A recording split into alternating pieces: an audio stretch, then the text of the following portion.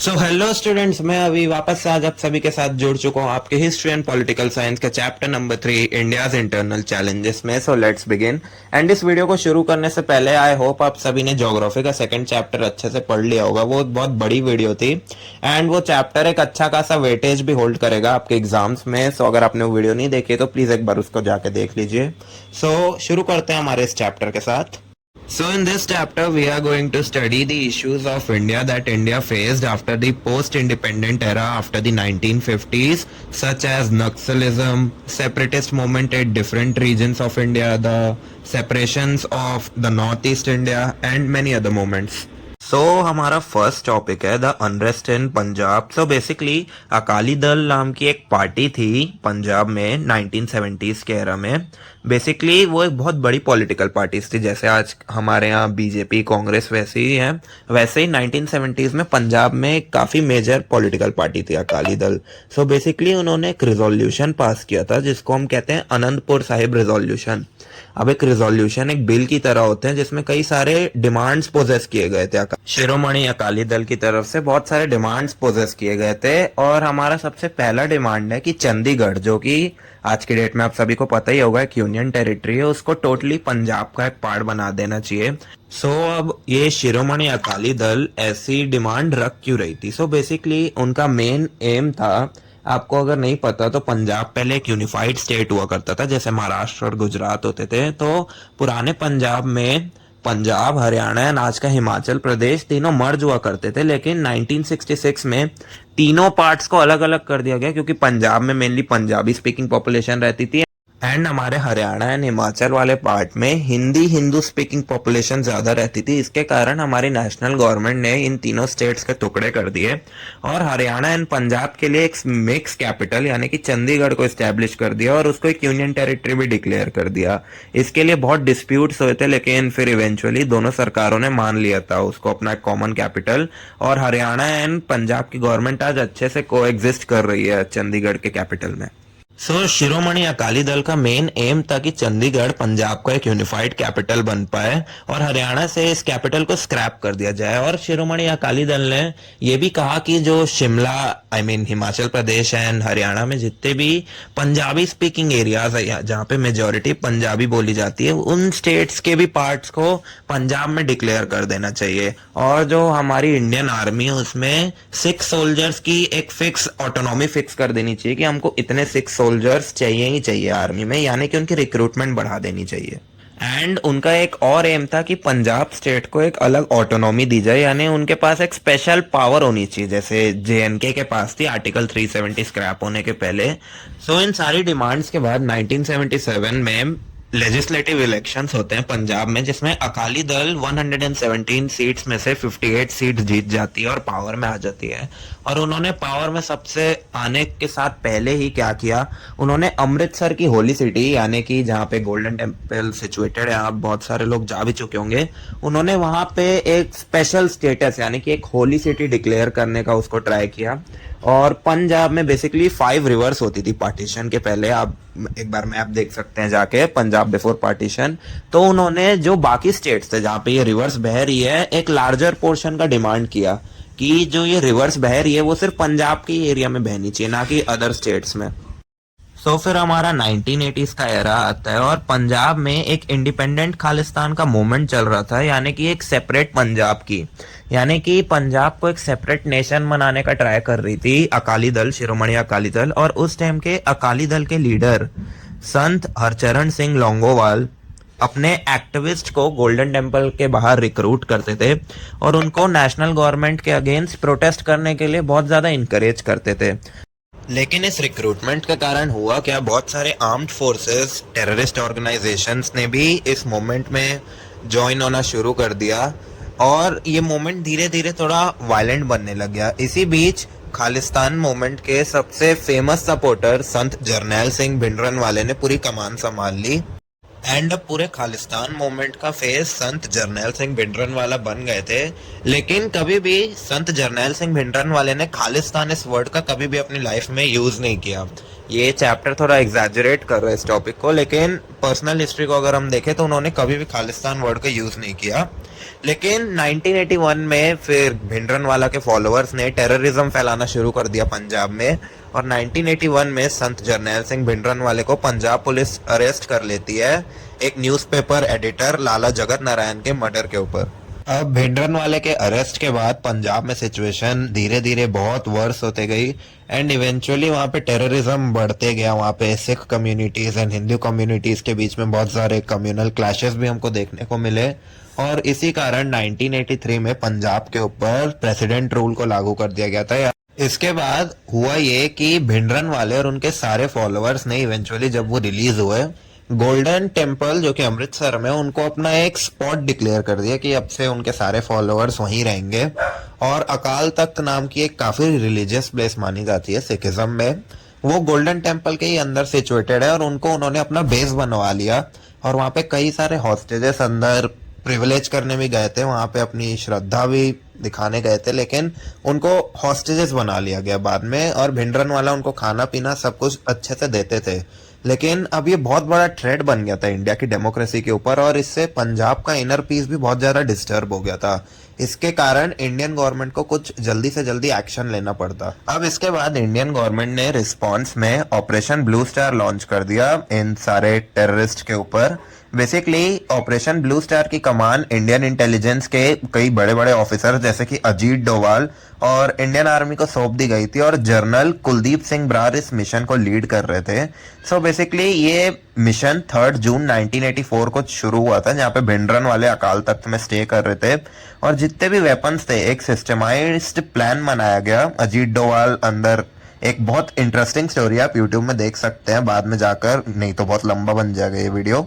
So basically Ajit Doval की intelligence के कारण हमारी इंडियन आर्मी ये इस मिशन को बहुत अच्छे से कैरी आउट करती है, एंड 3 डेज के विद इन सारे टेररिस्ट को मार दिया जाता है, एंड भिंडरनवाले को भी ऑफिशियली डेड डिक्लेयर कर दिया जाता है। लेकिन इस मिशन के दौरान बहुत सारी कंट्रोवर्सीज हो गई थी, जैसे कि इंडियन आर्मी से कुछ गोलियां गोल्डन टेम्पल के श्राइन पर भी लग गई थी, जिसके कारण पूरे इंडिया के Sikhs and world wide Sikhs जो जो रहते थे वो सब गुस्सा हो गए थे।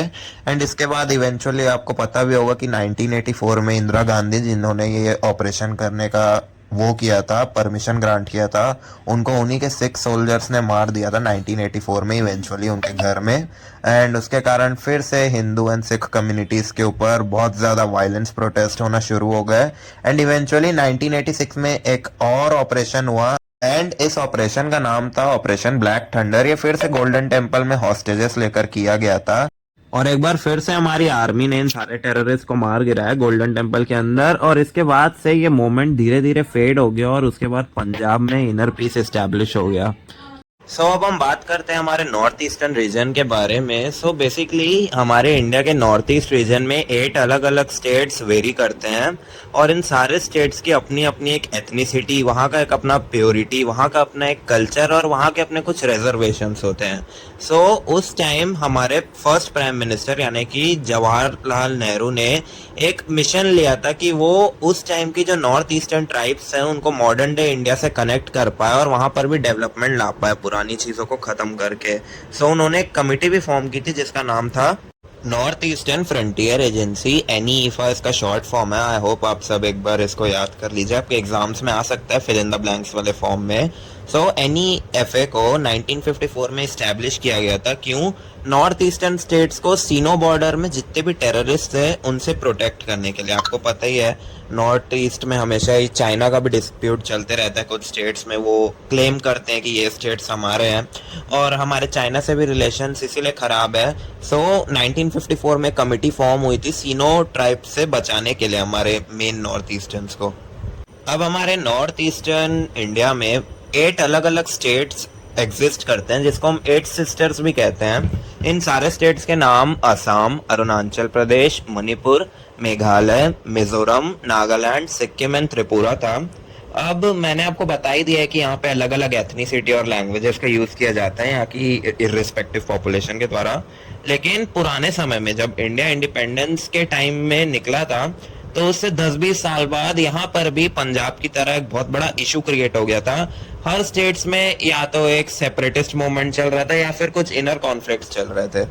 अब 1971 में the north eastern council act के तहत 1971 में एक एक्ट पास किया गया था नॉर्थ ईस्ट इंडियन गवर्नमेंट के द्वारा, जिसमें उन्होंने सेंट्रल गवर्नमेंट से कुछ डिमांड्स इशू किए थे और कुछ कॉमन इंटरेस्ट थे, जैसे कि SEZ यानी कि स्पेशल इकोनॉमिक जोन्स बनाया जाए नॉर्थ ईस्टर्न इंडिया में, ताकि वहाँ पे डेवलपमेंट हो पाए, इंटर स्टेट ट्रांसपोर्ट हो पाए फ्री, ताकि वो एक दूसरे के यहाँ ट्रेडिंग कर पाए और वहाँ की इकोनॉमिक ग्रोथ अच्छी हो, और वहाँ पे फ्री फ्लो ऑफ इलेक्ट्रिसिटी भी अच्छे से इशू की जाए। आपको तो पता ही होगा पुराने टाइम्स में इलेक्ट्रिसिटी की बहुत सारी इश्यूज होती थी। अब हम डिस्कस करते हैं जितने भी नॉर्थ ईस्टर्न स्टेट्स में जो जो इश्यूज चल रहे थे उनके बारे में। हमारा सबसे पहला इशू है मिजोरम के बारे में। मिजोरम एक स्टेट है नॉर्थ ईस्ट इंडिया में, आप सभी को पता ही होगा। बेसिकली हमारे मिजोरम वाले रीजन में एक बहुत ही एंशियंट ट्राइब रहती है जो कि हंड्रेड्स ऑफ ईयर से वहीं पे सिचुएटेड है।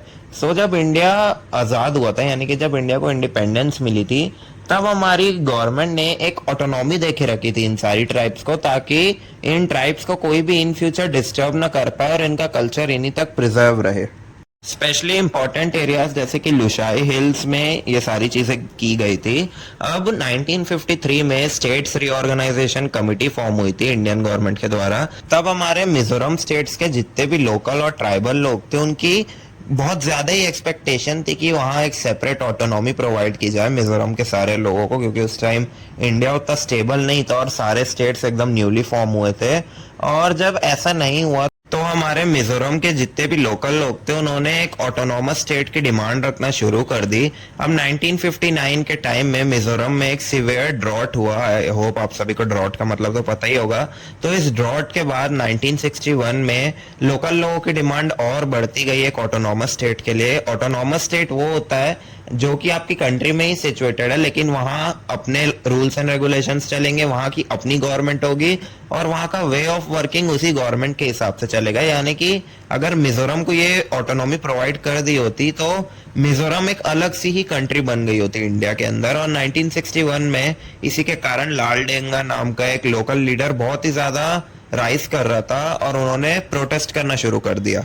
अब 1961 में नॉर्थ ईस्ट मिजोरम के लीडर लाल डेंगा ने एक इंडिपेंडेंट मिजोरम की डिमांड रखना शुरू कर दी और वहाँ के लोकल लोगों को उनका बहुत ज़्यादा सपोर्ट मिल रहा था।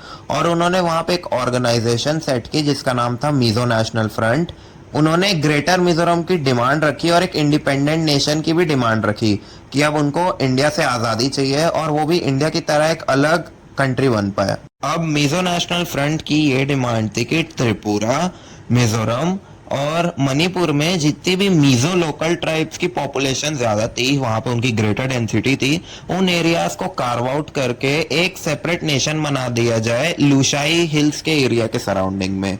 और उसके बाद ये सारी चीजों का इशू चल ही रहा था। उसी बीच 1966 के पीरियड में मिजो नेशनल फ्रंट ने अपनी फर्स्ट इमरजेंसी ऐलान कर दी। इमरजेंसी आने की वहां पे गवर्नमेंट रूल वगैरह वर्क नहीं कर रहा था और हमारी नेशनल गवर्नमेंट को इससे बहुत ज्यादा दिक्कत हो रही थी।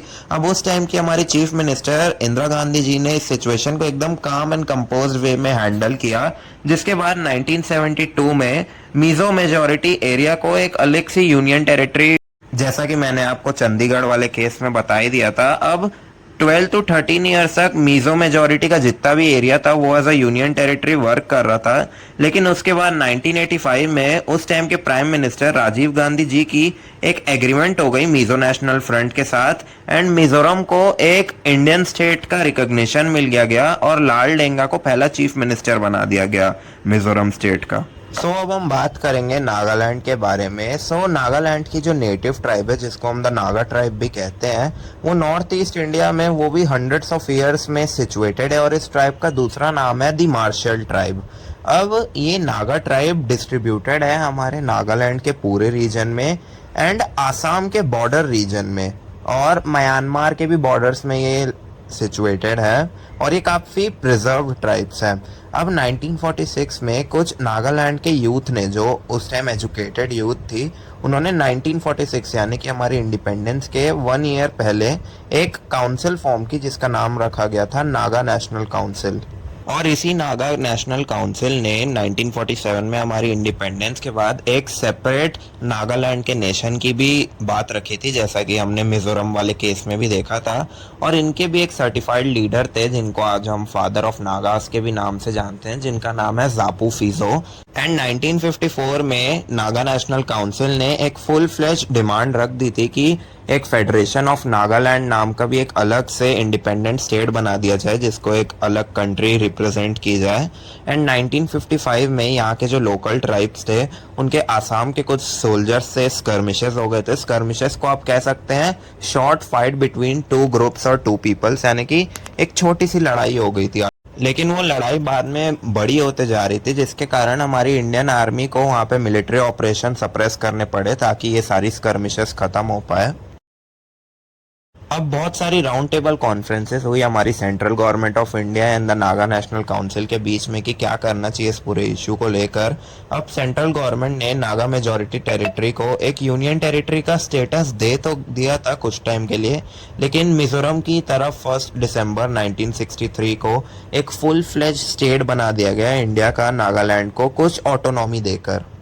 अब हमारे 1983 आसाम में भी बहुत बड़ी दिक्कत आ चुकी थी। सो बेसिकली वहाँ का जो स्टूडेंट काउंसिल था आसाम का और जो आसाम गाना संग्राम परिषद थी, उन्होंने एक एजिटेशन किया। एजिटेशन मतलब अ फीलिंग ऑफ डिस्कम्फर्ट दिखाया, क्योंकि आप सभी को पता ही होगा 1971 में बांग्लादेश के इशू को रिजॉल्व करने के बाद बहुत सारे इमिग्रेंट्स इंडिया के बहुत अलग अलग पार्ट्स में इंटर कर चुके थे, जिसके कारण हुआ क्या कि आसाम में बंगाली डोमिनेंस बहुत ज़्यादा हो चुकी थी। इसके कारण वहाँ के लोगों को डर लग रहा था इस चीज़ का कि उनकी मेजॉरिटी माइनॉरिटी में तो तब्दील ना हो जाए। इसीलिए 1985 में उस टाइम के प्राइम मिनिस्टर राजीव गांधी जी, उस टाइम के home minister Shankara Rao Chauhan and उस टाइम के आसामीज लीडर प्रफुल्ल कुमार राव महंतो, उन्होंने एक एकॉर्ड साइन किया। एकॉर्ड यानी कि आप एक कंटेंट समझ सकते हैं या फिर आप एक सील समझ सकते हैं या एक कॉन्ट्रैक्ट बोलूँ मैं। अब इस कॉन्ट्रैक्ट में ये डिसाइड किया गया था कि जो भी बांग्लादेशी सिटीजन्स हैं जिन्होंने 1971 के बाद इंडिया के अंदर इन्फिल्ट्रेट कर दिया था किसी भी कारण से, उनको वापस उनकी ओरिजिनल प्लेसेस पे भेज दिया जाएगा। फिर 1986 में आसाम में जनरल इलेक्शंस वापस से हेल्ड होती है और इस बार आसामीज लेजिस्लेटिव असेंबली में Prafulla Kumar Mahanta of Assam Gana Parishad became the new chief minister. And इन्हीं सारे प्रोसेसेस के कारण जो हमारी सेंट्रल गवर्नमेंट ने भी आसामीज गवर्नमेंट की हेल्प की, उसके कारण इनर पीस वापस से इस्टेब्लिश हो पाया आसाम के ऊपर।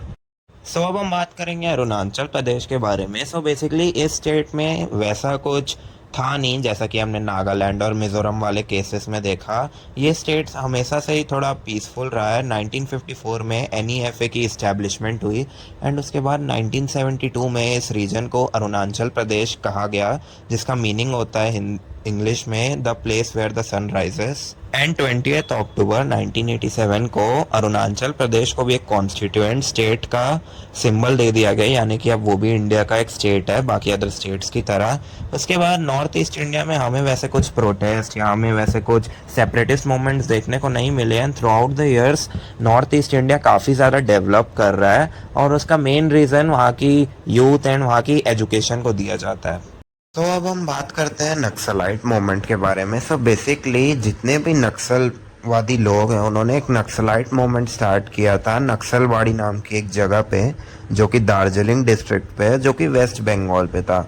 बेसिकली इन लोगों ने किया क्या था कि जो जितने भी नक्सली लोग थे उन्होंने स्मॉल फार्मर्स और लैंड होल्डर्स से उनकी ज़मीन छीन ली थी और वहाँ पे उस लैंड को फ्री डिक्लेयर कर दिया था 1967 में। और वहाँ उन सभी ने रेड फ्लैग ऑर्गेनाइज कर दिए थे अपनी सॉवरेन टेरिटरी डिक्लेयर करने के लिए। अब इस 1967 वाले मोमेंट के बाद जितने भी सारे लोगों ने इसी मोमेंट से इंस्पिरेशन लेकर ऐसी सारी चीज़ें की, उन सारे मोमेंट्स को नक्सलाइट मोमेंट्स डिक्लेयर कर दिया गया। और बेसिकली इनका एक मोटिव भी था, इनका ये ऑब्जेक्टिव था कि एक एक्शन कमेटी बैठाई जाए जिसके कारण जो फार्मर्स को प्रोटेस्ट करना पड़ता है। क्यों? क्योंकि लैंडलॉर्ड और गवर्नमेंट उनको सही प्राइसिंग नहीं देती, लैंडलॉर्ड ज़बरदस्ती के टैक्सेस इम्पोज करता है। इसके लिए एक एक्शन कमेटी बैठे जो कि फार्मर्स को उनके हक के पैसे दे और लैंडलॉर्ड्स की बदतमीज़ी कम कर पाए। सो बेसिकली इनकी ये मेन एम थी, लेकिन अब ऐसा हो नहीं रहा था। बेसिकली ये नक्सलाइट मूवमेंट धीरे धीरे main issues, main stream issues से हटकर टेररिज्म पे शिफ्ट होने लग गया। एंड हमारे नक्सलाइट्स ये भी चाहते थे कि जितने भी लैंडलॉर्ड के लैंड हो, यानी कि एक लैंडलॉर्ड जो कि बहुत बड़े लैंड की होल्डिंग रखता है, उस लैंडलॉर्ड से उस लैंड को छीनकर स्मॉल फार्मर्स को डिस्ट्रीब्यूट कर पाए ताकि वो अपना पेट गुजार सके, यानी कि उनका वेलफेयर अच्छा हो। लेकिन ऐसा नहीं हुआ। फिर धीरे धीरे ये मोमेंट टेररिज्म पे शिफ्ट हो गया एंड उसके बाद ये थोड़े से गवर्नमेंट के भी अगेंस्ट हो गए, हमारी सेंट्रल गवर्नमेंट के अगेंस्ट। और ये नहीं चाहते थे कि जो भी कॉमन लोग हैं उनको स्कीम्स एंड सर्विसेज प्रोवाइड करे गवर्नमेंट। एंड टेक्निकली ये धीरे धीरे गवर्नमेंट के अगेंस्ट चले जाते गए, जो कि इंडिया की इंटरनल सिक्योरिटी के ऊपर एक बहुत बड़ा थ्रेट आकर बन गया। अब ये नक्सलाइट मूवमेंट्स अर्लियर पार्ट्स में तो सिर्फ वेस्ट बंगाल के दार्जिलिंग डिस्ट्रिक्ट पे ही लोकेटेड था, लेकिन जैसे ही इनका इन्फ्लुएंस बढ़ने लगा ये अक्रॉस द इंडिया धीरे धीरे मूव करने लगे।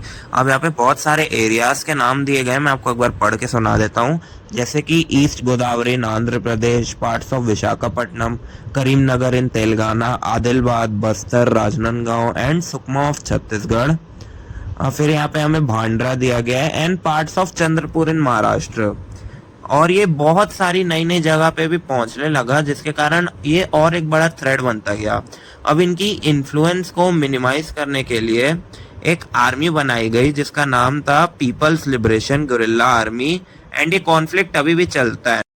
एंड हाँ, आपके रीजनल एरियाज में भी महाराष्ट्र एंड छत्तीसगढ़ में नक्सलाइट्स जंगलों में छुपते हैं। इनका बेसिकली मेन एम है कि एक अपनी अलग ही लिबरल एरिया बना पाए जहाँ पे सिर्फ यही राज करे और जहाँ पे गवर्नमेंट इन्हें इंटरफेयर ना करे। और इन्होंने, मैंने आपको बताया है कि अपनी इम्पोर्टेंस को और बढ़ाने के लिए PLGA नाम की एक आर्मी भी बनाई ताकि ये अपना इन्फ्लुएंस और बढ़ा पाए। और ये आर्मी कभी कभी हमारे आर्मी सोल्जर्स जो कि लैंड फोर्स में रिक्रूटेड है अक्रॉस दिस एरियाज, उन पे भी कभी अटैक कर देती है और उन लोगों पे भी अटैक कर देती है जो कि नॉर्मल लोग हैं, ताकि ये अपना दबदबा दिखा पाए। अब हम बात करेंगे शायद इंडिया के सबसे बड़े इशू के बारे में, जो कि शायद आज भी एग्जिस्ट करता है और अभी बहुत टाइम तक एग्जिस्ट करेगा। जिस इशू को अगर रिजॉल्व नहीं किया तो ये हमारी कंट्री के लिए बहुत बुरा हो सकता है। सो इस इशू का नाम है कम्युनलिज्म। सो इसमें होता क्या है कि जो भी अलग अलग रिलीजन के लोग होते हैं उनकी एक अपनी रिलीजियस प्राइड होती है। अब हर रिलीजन के बंदे के लिए उनका रिलीजन बाकी रिलीजन से ऊपर आता है। और पहले अक्रॉस द इंडिया जब हम बात करें प्री ब्रिटिश एरा की, तब जितने भी रिलीजन के लोग थे वो एक साथ एक दूसरे के साथ पीसफुली कोएग्जिस्ट करते थे विदाउट एनी कम्युनलिज्म। लेकिन अब क्या हो गया, ब्रिटिश ने डिवाइड एंड रूल का यूज करके अलग अलग कम्युनिटीज को एक दूसरे के खिलाफ भड़का दिया है। मैं यहाँ पे नाम नहीं लूंगा, लेकिन आपको तो पता ही होगा कि मैं किस चीज के बारे में बात कर रहा हूँ। अलग अलग धर्म के लोग, अलग अलग समुदाय के लोग एक दूसरे से लड़ने लग गए हैं। एंड इसका मेन कारण है ब्रिटिश की डिवाइड एंड रूल पॉलिसी, और उन्होंने कैसे रिफ्ट पैदा की अक्रॉस डिफरेंट रिलीजन्स। सो अब इसी कम्युनलिज्म की पूरी धारा के कारण हमारे देश में फैंटेसिज्म बहुत ज़्यादा पॉपुलर हो गया है। यानी कि अलग अलग रिलीजन के लोग एक दूसरे के साथ अब पहले की तरह कनेक्ट नहीं कर पाते। अगर मैं किसी एक पर्टिकुलर रिलीजन या किसी भी पर्टिकुलर एक कम्युनिटी का मजाक उड़ा दूंगा तो आज की डेट में बहुत लोग सेंसिटिव है और उस चीज़ को वो हैंडल नहीं कर पाएंगे। लोगों का ट्रस्ट कम हो गया है। लोग आजकल डोमेस्टिक वायलेंस तक में आ गए हैं कि हमारे रिलीजन को कोई डिफेम कैसे कर सकता है या गाली कैसे दे सकता है। इसके कारण लोगों का ट्रस्ट कम हो रहा है। एंड अब पहले की तरह आजकल अलग अलग कम्युनिटी, अलग अलग रिलीजन के लोग दूसरे रिलीजन्स को उतना सेलिब्रेट नहीं करते। क्यों? क्योंकि कम्युनलिज्म की ये एक ऐसी मेंटालिटी भर दी गई है लोगों में कि your religion is far superior than other religions. इसीलिए लोग आजकल उतना अच्छे से कनेक्ट नहीं कर पा रहे एक दूसरे से और डिफेम करते रहते हैं एक दूसरे के रिलीजन को। इसी के कारण हमारी इंडियन पॉलिटिक्स में भी इसका बहुत ज़्यादा फर्क पड़ा है। अब एक पर्टिकुलर कम्युनिटी के लोगों को ऐसा लगने लग गया है कि अभी की जो रैशनल सरकार है वो उनके अगेंस्ट है, या फिर नेक्स्ट इन द 50 ईयर्स वो अपने फ्यूचर को देखना चाह रहे हैं कि सरकार हमें अनजस्टिस के साथ ट्रीट कर रही है और हम क्या कर सकते हैं इसके अगेंस्ट। तो इसके कारण भी एक रिफ्ट क्रिएट होती है लोगों के बीच में और हमारे पॉलिटिकल सिस्टम में। अब इसी कम्युनलिज्म के कारण अगर एक पर्टिकुलर कम्युनिटी दूसरी कम्युनिटी को मॉक कर देती है या एक रिलीजन का बंदा दूसरे रिलीजन के बंदे को मॉक कर देता है तो उनकी पूरी कम्युनिटी एक दूसरे रिलीजन के ऊपर चढ़ जाती है। और इसके कारण बहुत सारे ऐसे केसेस भी होते हैं जिसमें थाउजेंड्स की जान भी जाती है। कम्युनल क्लैशेस देखने को मिलते हैं अलग अलग रिलीजन के लोगों के बीच में और इसके कारण एक रिफ्ट पैदा होती है और ये चीज़ें हमारी कंट्री को एक डेवलप नेशन बनने से रोक रही है। Communalism is the biggest enemy of our country right now और ये बहुत बड़ी सिचुएशन है, इसको रोकना बहुत ज़रूरी हो गया है। और हमारे पॉलिटिशियंस भी इस चीज़ को बहुत बढ़ावा दे रहे हैं। हमारे पॉलिटिशियंस भी कुछ ऐसे ऐसे स्टेटमेंट्स पास कर देते हैं जिसके कारण बहुत रिफ्ट क्रिएट हो जाती है और कम्युनिटीज़ के बीच में, जिसके कारण ये क्लैशेस और ज़्यादा बढ़ गए हैं। अब इन सारे कम्युनल क्लैशेस के कारण लोगों का एक दूसरे के ऊपर से ट्रस्ट कम होने लग गया है, जिसके कारण हमारी सोशल एंड नेशनल यूनिटी को बहुत हार्म पहुंचता है। और अब हम इन सारी चीज़ों को रिकवर कैसे कर सकते हैं? सो बेसिकली हम स्मॉल लेवल में देखें तो हमें सारे रिलीजन्स की रिस्पेक्ट करनी चाहिए इररिस्पेक्टिव ऑफ एनी कास्ट। हमें अलग अलग लोगों के ओपिनियंस को कभी भी नीचे नहीं दिखाना चाहिए और उनको सपोर्ट करना चाहिए उनके ओपिनियन को लेकर। अब ऐसे ही छोटे छोटे एंड इफेक्टिव स्टेप्स हमें लेने चाहिए towards our social unity and हमें हमारी इकोनॉमिक एंड रिलीजियस प्रॉब्लम्स को साइड रखकर उन्हें टैक्टिकली फेस करना सीखना चाहिए, जिसके कारण हमारी यूनिटी और स्ट्रांग हो पाए और हम एक रिस्पॉन्सिबल इंडिविजुअल की तरह कम्युनलिज्म को हमारी कंट्री से टर्मिनेट कर पाएँ, जिसके कारण हमारी यूनिटी भी बढ़ेगी और डेवलपमेंट भी होगी। सो अब हमारा नेक्स्ट टॉपिक है रीजनलिज्म। सो अनलाइक कम्युनलिज्म, ये टॉपिक भी मेजरली फोकस करता है कि कैसे एक इंडिविजुअल अपने पर्टिकुलर रीजन जहाँ पे वो रह रहा है उसको सुपीरियर दिखाता है लोगों को उनके रीजन से। फॉर एग्जांपल मैं पंजाबी हूँ एंड मैं आप ऑडियंस को बंगाली अज्यूम करता हूँ।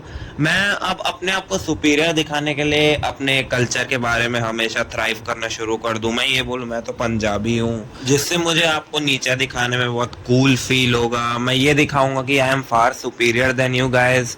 और इसी टाइप की भावना है जो कि हमने कम्युनलिज्म में देखी। सारी वही चीज़ है, बस वहाँ पे रिलीजन था और यहाँ पे पर्टिकुलर रीजन का ऑब्सेशन और अपनी पर्सनालिटी का ऑब्सेशन। अब आई नो कि अपने अपने रीजन को हमें अच्छे से प्यार करना चाहिए। मराठी लोगों को महाराष्ट्र को पसंद करना चाहिए, पंजाबियों को पंजाब को पसंद करना चाहिए, लेकिन ये ऑब्सेशन अब नॉर्मल कभी भी टर्न नहीं होना चाहिए जिसके कारण हम अपने आप को सुपीरियर दिखाए लोगों से एंड बाकी लोगों को इन्फीरियर फील करवाए जो कि अंडर डेवलप्ड स्टेट्स से आते हैं, जैसे कि हमारे ईस्टर्न स्टेट्स हो गए असम, बिहार एंड झारखंड जैसे स्टेट्स। अब रीजनलिज्म हमारी डेवलपमेंट में भी दिख जाता है, जैसे कि ओवर द इंडिपेंडेंस पीरियड आपने देखा ही होगा कि south India and north India progressively बहुत ज़्यादा डेवलप हुआ है। आप देखें हेल्थ केयर में, इंडस्ट्री में, डेवलपमेंट में, कौन से सेक्टर्स में, जो मैंने अभी आप सभी को बताया, कंपेयर टू ईस्ट इंडिया। अगर आप ईस्ट इंडिया के कुछ स्टेट्स को देखेंगे जैसे कि बिहार हो गया एंड मुझे बोलना नहीं चाहिए पर नॉर्थ ईस्ट वाला सेक्शन हो गया एंड हमारे झारखंड जैसे स्टेट्स हो गए, ये इकोनॉमिकली उतना अभी फर्दर एडवांस नहीं किए गए हैं। ये अभी एक बैकवर्ड रीजन में ही कहलाएंगे, क्योंकि आप देखेंगे जैसे ही बिहार और झारखंड का पार्टीशन हुआ इंडस्ट्रीज सारे झारखंड में चले गए, जिससे बिहार को बहुत बड़ा लॉस हुआ और नॉर्थ ईस्ट भी अभी उतना डेवलप नहीं हुआ है करेंटली। सो अब इसी रिलीजियस प्राइड के कारण हमारी इन्हीं ईस्टर्न स्टेट्स में डेवलपमेंट कम होते गई and through out the years जो भी डेवलप्ड स्टेट थे यहाँ इन स्टेट्स के यूथ ने धीरे धीरे ट्रांसफर करना शुरू कर दिया, जिससे इन सभी को बेटर जॉब अपॉर्चुनिटीज मिल पाए, ये यहाँ पे एक नई लाइफ सेटअप कर पाए। लेकिन इससे इन ईस्टर्न स्टेट्स को बहुत ज़्यादा इम्पैक्ट पड़ा, क्योंकि यहाँ पे डेवलपमेंट नहीं हो पा रही थी, यहाँ पे जॉब्स की कमी हो गई थी, जिसके कारण यहाँ की डेवलपमेंट कंपैरिजन टू हमारा western side of India and the north of India was comparatively slow, जिससे एक बहुत बड़ा धक्का भी लगता है इंडियन इकोनॉमी को एंड इन पर्टिकुलर स्टेट्स को। सो इससे हम ये सीखते हैं कि हम इन सारी चीज़ों को काउंटर कैसे कर पाएँ। सो अगर हमें रीजनलिज्म जैसे बड़े इशू को काउंटर करना है तो हमें इन अंडर डेवलप्ड स्टेट के जितने भी लोग हैं, अगर हमारे डेवलप्ड स्टेट में ये इंटर करते हैं तो हमें इनको कभी भी नीचा नहीं दिखाना चाहिए। हमें अपनी रिलीजियस प्राइड को दूर रखना चाहिए, हमें इनकी हेल्प करनी चाहिए इनकी पर्सनल ग्रोथ में और इनकी स्टेट में। हमें इन्हें इनकरेज करना चाहिए कि ये अपने स्टेट में बेटर कर सकते हैं, ताकि वहाँ भी डेवलपमेंट हो और यहाँ भी डेवलपमेंट हो। अब हमने इस चैप्टर से ये सीखा कि हमने इतने सारे इश्यूज को पढ़ा एंड थ्रू आउट इंडिया बहुत सारे रीजन्स में ऐसे मोमेंट्स निकले हैं जिसने इंडिया के इंटरनल सिक्योरिटी को हार्म किया है। एंड हमने कम्युनलिज्म, रीजनलिज्म एंड नक्सलिज्म जैसे सेंसिटिव टॉपिक्स को भी पढ़ा जो कि इंडिया की इनर सिक्योरिटी को बहुत ज़्यादा डिस्टर्ब कर रहे थे। एंड इसके अलावा बहुत सारे चैलेंजेस हैं इंडिया के पास, जैसे कि cleanliness, over population, agriculture, farmers की दिक्कत, पॉवर्टी, जॉब्स एंड बहुत सारी चीज़ें जो कि हम आगे के चैप्टर्स में भी डिस्कस करेंगे। आज की वीडियो के लिए इतना ही। आई होप आप सभी ने इस वीडियो को पूरा देखा होगा। एंड मैं फिर से बोल रहा हूँ, do check out the geography chapter 2 video, वो बहुत बड़ी वीडियो है एंड बहुत हेल्पफुल है। एंड आई होप आप सभी ने इस वीडियो को अच्छे से देखा होगा। Thank you for the support. I hope you like and share this video and please subscribe. So have a great day, students. Bye bye.